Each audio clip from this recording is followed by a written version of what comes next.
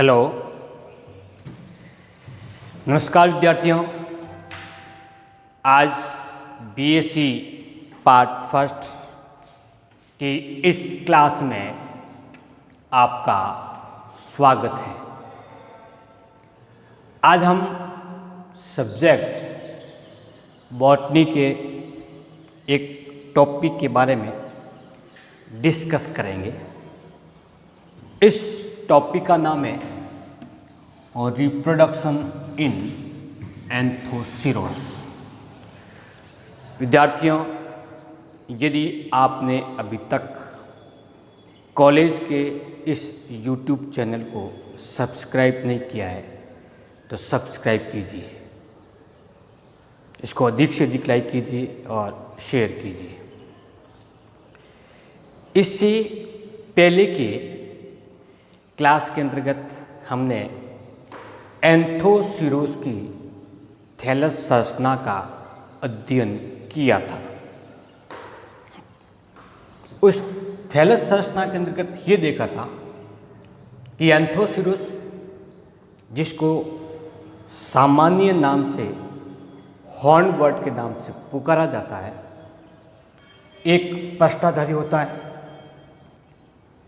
हिमालयसिस एक ऐसी प्रजाति है एंथोसिरोस की जिसका थैलस द्विपालीवत होता है।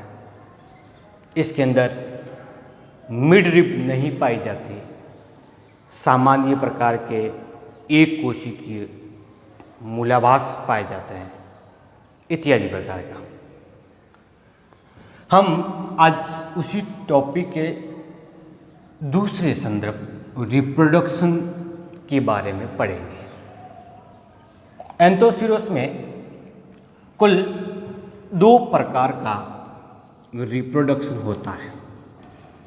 पहला होता है कायिक प्रवर्धन अथवा वेजिटेटिव रिप्रोडक्शन, और दूसरा जो टाइप्स पाया जाता है उसे सेक्सुअल रिप्रोडक्शन अथवा लैंगिक प्रजनन कहते हैं।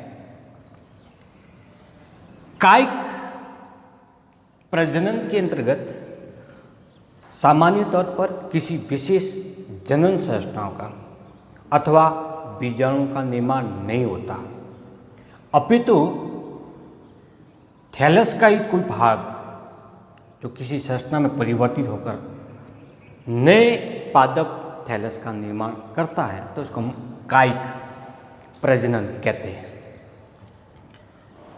कायिक प्रजनन का जो पहला प्रकार है वह है बाय प्रोग्रेसिव डेथ और डीके ऑफ थैलस द्वारा। Death and decay of thallus, thallus के प्रगामी मृत्यु अथवा गलन के द्वारा होता। कैसे? इसमें ये एक थैलसीय संरचना है। थैलस, इसका ये भाग इसका वृद्धि बिंदु क्षेत्र कहलाता है और ये इसकी दो पालियां। जब ये पक्ष भाग से धीरे धीरे विघटित होना प्रारंभ हो जाता है और वृद्धि बिंदु क्षेत्र तक पहुंचता है, उस समय इस वृद्धि बिंदु क्षेत्र से ये दोनों भाग अलग अलग हो जाते हैं। पृथक हुआ भाग स्वतंत्र रूप से वृद्धि करते हुए नए थैलस का निर्माण करता है। इस क्रिया को नाम देते हैं डेथ एंड डीके द्वारा। लीवरवर्ट्स की तुलना में एंथोसिरोस में पाया जाने वाला प्रोग्रेसिव डेथ और डीके ऑफ थैलस के द्वारा जनन की क्रिया थोड़ी सी कम होती है, अर्थात लीवरवर्ट में ज़्यादा विकसित प्रकार का पाया जाता है, एंथोसिरोस में कम विकसित होता है। तो कायिक प्रजनन का पहला भाग कंप्लीट है। इस विधि के द्वारा ब्रायोफाइट के अधिकांश जेनेरा में प्रजनन की प्रक्रिया संपन्न होती है। दूसरा आता है ट्यूबर। विद्यार्थियों, ट्यूबर होता क्या है? ट्यूबर सामान्य रूप से पाई जाने वाली एक संचयी या संग्रही एवं चिरस्थायी अंग होता है या संरचना होती है जो सामान्य रूप से थैलस की अपाक सतह या अपेक्ष सतह, डॉर्सल सतह या वेंट्रल सतह अथवा थैलस के सिरे जो कटे फटे हुए होते हैं, उपांतीय सिरे कहलाते हैं, उस क्षेत्र पे पाई जाती है। तो इस प्रकार की स्ट्रक्चर दिखाई देती है, इसको नाम देते हैं ट्यूबर। ये ट्यूबर इस थैलस से पृथक होकर के अनुकूल परिस्थिति में पुनः नए थैलस का निर्माण करता है। ट्यूबर की विशेषता क्या होती है कि ट्यूबर के चारों ओर एक कॉर्की स्तर पाया जाता है और इस स्तर के कारण ये संरचना जलाभाव होते हुए भी अपने आप को वातावरण से सुरक्षित रखता है। अर्थात ट्यूबर के द्वारा यदि एंथोसिरोस में प्रजनन की प्रक्रिया संपन्न होती है तो प्रतिकूल वातावरण में होती है और वो प्रतिकूल वातावरण जलाभाव स्थिति के रूप में होता है। ट्यूबर की स्थिति जाति विशेष के अनुसार अलग अलग होती है। जैसे पियर्सोनी में केवल उपांतीय सिरों पर पाया जाता है, जबकि लेविस में ये जस्ट वृद्धि बिंदु क्षेत्र के पीछे की ओर स्थित होता है। इस ट्यूबर के द्वारा किन किन पादपों में, किन किन एंथोसिरोस की प्रजातियों में प्रजनन हो सकता है, तो इसके दो एग्जाम्पल एंथोसिरोस पियर्सोनी, एंथोसिरोस लेविस तो है ही है, इसके अलावा हेलाई का भी एक एग्जाम्पल हम आसानी से लिख सकते हैं। कायिक प्रजनन की अगली विधि जेमी कहलाती है, बाई जेमी द्वारा। हिपेटकॉप्सिडा के जीनस मार्किंसिया में जेमी के अथवा जेमा द्वारा प्रजनन एक मुख्य लक्षण के रूप में आता है, लेकिन उस तुलना में ये ज़्यादा विकसित नहीं होता, केवल थैलस की सतह पर कुछ ही प्रजातियों में पाई जाती है। जैसे फॉर एग्जांपल एंथोसिरोस फॉर्मेसी और एंथोसिरोस ग्लैंडुलोसस में ये दो प्रकार की ऐसी प्रजातियां हैं जिसमें जेमी के द्वारा प्रजनन की प्रक्रिया संपन्न होती है। एंथोसिरोस में कायिक प्रजनन का चौथा टाइप से है, वो है बाई प्रेसिस्टेंट ब्रूविंग, चिरस्थायी अंग के द्वारा। चिरस्थायी अंग क्या होते हैं? एक प्रकार की प्रतिरोधी संरचना है जो सामान्य तौर पर ग्रीष्म अवस्था या ग्रीष्म ऋतु आने पर उत्पन्न होती है। जब शुष्कता बढ़ती है वातावरण में, उस स्थिति में चिरकालिक स्थायी संरचनाओं का निर्माण होता है जो ट्यूबर के समान है, लेकिन उसके चारों तरफ कोर की लेयर का निर्माण नहीं होता। इसको नाम देते हैं बाई प्रेसिस्टेंट ग्रूविंग स्ट्रक्चर के द्वारा। For example Anthoceros pearsonii and Anthoceros fusiformis. तो विद्यार्थियों, ये 4 टाइप्स एंथोसिरोस में वेजिटेटिव रिप्रोडक्शन को निरूपित करते हैं। अब हम पढ़ते हैं इसके अगले प्रकार को, जिसे कहते हैं लैंगिक प्रजनन। विद्यार्थियों, अब हम देखते हैं लैंगिक जनन। लैंगिक जनन में उत्पन्न होने वाले या प्रयुक्त होने वाले जनन संरचनाओं को लैंगिक जनन अंग कहते हैं, जो एंथ्रीडियम हो सकता है, आर्किगोनियम होता है। एंथ्रीडियम नर जनन संरचना है और आर्किगोनियम मादा जनन संरचना है। आर्किगोनियम में मादा युग्मक अंडाणु का निर्माण होगा, अंड कोशिका बनेगी, और एंथ्रीडियम में नर जनन युग्मक या नर जनन कोशिका पुंगणु का विकास होगा। जनन अंग जब एक ही थैलस पर उपस्थित हो, दोनों थैलस एक ही प्रकार के, तो उसको नाम देते हैं मोनोसिस। अब जो अलग अलग थैलस पर है तो डायोसिस अथवा उभयलिंगाश्री और एकलिंगाश्री।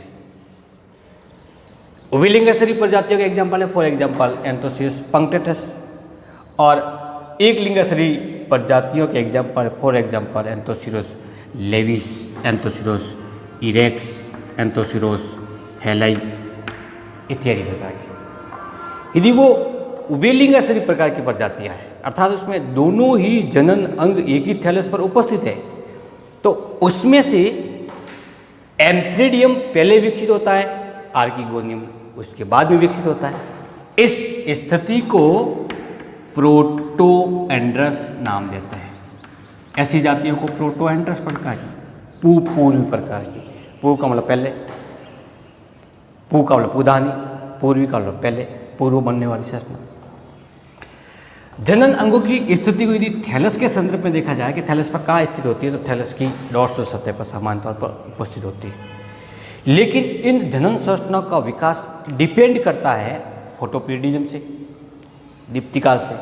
यदि हार्समान या कम तीव्रता या कम समय के लिए प्रकाश किसी थैलस को मिलता है, तो उस स्थिति में थैलस पर जनन अंगों का विकास हो जाता है। अर्थात मान सकते हैं कि यदि डायमिनिशिंग फोटोपीरियड पाया जाएगा, उस स्थिति में लैंगिक जनन होगा, और जब दीप्तिकाल अधिक होगा उस स्थिति में कायिक जनन होगा।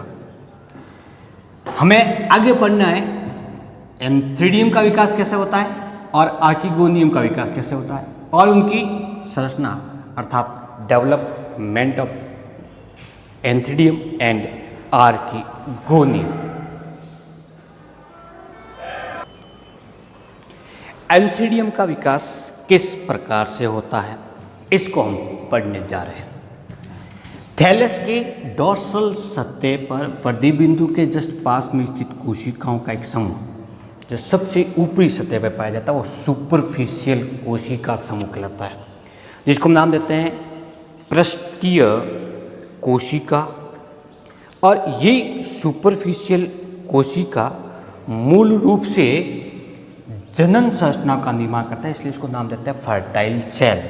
तो ये जो कोशिका जो अन्य कोशिकाओं की तुलना में सघन जीवद्रव्य होने के कारण आकार में बड़ी होती है, वो कहलाती है सुपरफिशियल फर्टाइल सेल। इस फर्टाइल सेल में एक अनुप्रस्थ विभाजन होता है, और इस विभाजन के फलस्वरूप कुल दो कोशिका बनती है। एक कोशिका आधारीय भाग की ओर स्थित होती है, जबकि दूसरी कोशिका होती है वो शीर्ष भाग की होती है। तो इस कोशिका में अनुप्रस्थ विभाजन से दो कोशिका बनी। ऊपरी क्षेत्र की जो कोशिका है उसको नाम देता है शत प्रारंभिक अथवा रूप इनिशियल कोशिका, शत प्रारंभिक। और जो आधारीय कोशिका है उसको नाम देते हैं M3DL इनिशियल। उदानी प्रारंभिक कोशिका का निर्माण हुआ। इसके पश्चात इन दोनों कोशिकाओं के मध्य रूप इनिशियल और एंथ्रीडियल इनिशियल के मध्य एक छोटी सी कैविटी उत्पन्न होती है, और इस कैविटी को नाम देते हैं म्यूसिलेज कैविटी। एक म्यूसिलेज कैविटीज का निर्माण हो जाता है। अभी तक डेवलपमेंट के इस प्रोसेस में तीन संरचना बनी। एक सबसे ऊपरी भाग में पाई जाने वाली रूफ इनिशियल, केंद्रीय भाग में पाई जाने वाली बड़ी आकार की कोशिका एंथ्रीडियल इनिशियल, और इसके बीच में एक कैविटी बनती है, उसको नाम देते हैं म्यूसिलेज कैविटी। इस गुहिका में और अधिक वृद्धि होने से, आयतन में वृद्धि होने से पूरा एक चैम्बर बनता है, और इसी चैम्बर को नाम देते हैं पूधानी चैम्बर। रूफ इनिशियल प्रारंभिक अवस्था में एंटीक्लाइनल डिवीजन या अपनत विभाजन के द्वारा एकल परतीय संरचना का निर्माण करती है, और उसके बाद में एक पेरिक्लाइनल डिवीजन होने से दो परतीय रूफ स्ट्रक्चर का निर्माण होता है। तो ये संरचना रूफ अथवा शत कहलाती है। एंथ्रीडियल इनिशियल में पहला अनुद्वीय विभाजन होता है। कुछ एक प्रजाति ऐसी होती है जिसमें एंथ्रीडियल इनिशियल में बिना कोई विभाजन किए हुए डायरेक्ट ही पूधानी का निर्माण करता है। लेकिन यहाँ पे पहला अनुद्वीय विभाजन हुआ, और फिर अनुप्रस्थ विभाजन होने से दो टियर युक्त कोशिकीय संरचना बनती है। अपर टियर की कोशिका है ये अपर टियर, और इसके नीचे पाया जाने वाला लोअर टियर। अपर टीयर की कोशिका पुधानी का निर्माण करती है, लोअर टीयर की कोशिका है स्टॉक का निर्माण करती है। स्टॉक या व्रंत, किसी भी पुधानी में व्रंत सहित संरचना होती है, उसको पूरा नाम पुधानी देते हैं। इसका मतलब ऊपरी कोशिका केवल पुधानी नहीं, बल्कि पुधानी का केवल ऊपरी भाग जिसको पुधानी काय कहते हैं। तो पुधानी काय का निर्माण अपर टीयर की कोशिका से और पुधानी काय के नीचे स्थित लंबे व्रंतीय संरचना का निर्माण लोअर टीयर की कोशिका करती है। अपर टीयर की कोशिका अथवा पुधानी काय कोशिका समूह में पुनः एक अनुप्रस्थ विभाजन से 4 कोशिका बनती है, उसको टेट्राड कहते हैं। और टेट्राड स्ट्रक्चर में पुनः विभाजन होने से कुल 8 कोशिका का एक समूह बनता है और इसी समूह को नाम देते हैं ऑक्टेंट। विद्यार्थियों, स्टॉक सेल या स्टॉक को निर्मित करने वाली लोअर टीयर की कोशिका अपनत और परिणत विभाजन के द्वारा एक लंबे तंतुल संरचना का निर्माण करते हैं जिसे स्टॉक कहते हैं। ऑक्टेंट की कोशिका परिणत विभाजन करती है जिसके फलस्वरूप बाह्य परत और आंतरिक परत की कोशिका बनती है। बाह्य परत की जो कोशिका बनती है उसको जैकेट कहते हैं। तो ये जैकेट सेल हुई। जैकेट सेल मूल रूप से स्टीराइल प्रवृत्ति की कोशिका होती है, जबकि इसकी आंतरिक भाग में पाई जाने वाली कोशिका को नाम देते हैं एंड्रोगोनियल सेल या पूजनक कोशिका। एंड्रोगोनियल सेल माइटोसिस डिवीजन द्वारा विभाजित होकर के या डिवाइड होकर के एंड्रोसाइट सेल्स का निर्माण करती है। एंड्रोसाइट या पूर्व पुंगणु कोशिका, और प्रत्येक एक पूर्व पुंगणु कोशिका से 2 पुंगणु कोशिकाओं का निर्माण होता है। इस प्रकार से एक गद्दाकार संरचना का निर्माण होता है जिसको हम पुधानी कहते हैं। कभी कभी इस पुधानी के आधारीय भाग अथवा स्टॉक सेल से पुनः एक विभाजन द्वारा एक सुपरफिशियल फर्टाइल सेल की तरह एक फर्टाइल कोशिका विकसित होती है जो पुनः एक नई पुधानी का निर्माण करती है। अर्थात पहले एक पुधानी उस चैम्बर में विकसित होगी, उसके आधार से दूसरी और पुधानी विकसित हो जाती है। फलस्वरूप इस पुधानी चैम्बर में एक से अधिक पुधानियों का निर्माण हो सकता है या देखी जा सकती है। इसके अंदर निर्मित होने वाले पुंगणु मूल रूप से कुंडलित प्रकार के होते हैं, बाइफ्लेजिलेट होते हैं। तो ये एंथ्रोजोस है, बाइफ्लेजिलेट। अब जब हम इस पुधानी की स्ट्रक्चर देखें तो इसका आकार मूल रूप से गद्दाकार होता है। लाइक इस प्रकार की स्ट्रक्चर दिखती है इसके अंदर, जो पूर्ण रूप से विकसित होने पर इसके ऊपर पाई जाने वाली बंदी कोशिकाएं इस प्रकार की धारी अनुमा संरचना के रूप में दिखाई जाती है। तो आकार होता है वो इसका गद्दाकार होता है। व्रंत पाई जाती है, इसका मतलब ये सव्रंतीय संरचना है, सव्रंतीय। इसका रंग कभी कभी पिगमेंट उपस्थित होने पर लाल अथवा नारंगी होता है, लाल हो सकता है अथवा नारंगी हो सकता है। तो ये हुई इसके पुधानी की संरचना। अब जब पुधानी पूर्ण रूप से परिपक्व हो जाती है उस स्थिति में इसकी रूप कोशिकाएं विघटित हो जाती है और रूप विघटित होती है, जल इसके अंदर प्रवेश करता है, जिसके फलस्वरूप पुधानी के शीर्ष भाग पर पाई जाने वाली जैकेट कोशिका विघटित हो जाती है। और विघटित होने के बाद में सभी पुंगणु एक समूह के रूप में इस पुधानी से बाहर की ओर निकलते हैं। इस क्रिया को नाम देते हैं पुधानी का परस्फुटन। और परस्फुटन के बाद सभी पुंगणु जल में मुक्त रूप से तैरना प्रारंभ करते हैं। सबसे इम्पोर्टेंट चीज जो एंथोसिरोस के संदर्भ में है, हालांकि इसका विकास सुपरफिशियल कोशिका से होता है, उसके बावजूद भी पुधानी का निर्माण सुपरफिशियल कोशिका में विभाजन के फलस्वरूप निर्मित आंतरिक एंथ्रोडियल इनिशियल सेल से होता है। तो इनिशियल सेल्स नीचे की ओर स्थित है जबकि सुपरफिशियल ऊपर की ओर स्थित है। इसकी निचली कोशिका से एंथ्रीडियम विकसित होने के कारण ये थैलस के अंदर पूर्ण रूप से धसे हुए हैं, इसीलिए इसको एंडोजीनियस प्रकार का डेवलपमेंट कहते हैं। जबकि हिपेटकॉप्सिडा के अंतर्गत वो एंथ्रीडियम थैलस के ऊपरी भाग से ऊपर की ओर ही वृद्धि करता है, इसलिए इसको एक्सोजीनियस प्रकार का डेवलपमेंट कहा जाता है। एंथ्रीडियम के विकास के पश्चात अब हम स्ट्रक्चर पढ़ते हैं आर्किगोनियम के संरचना।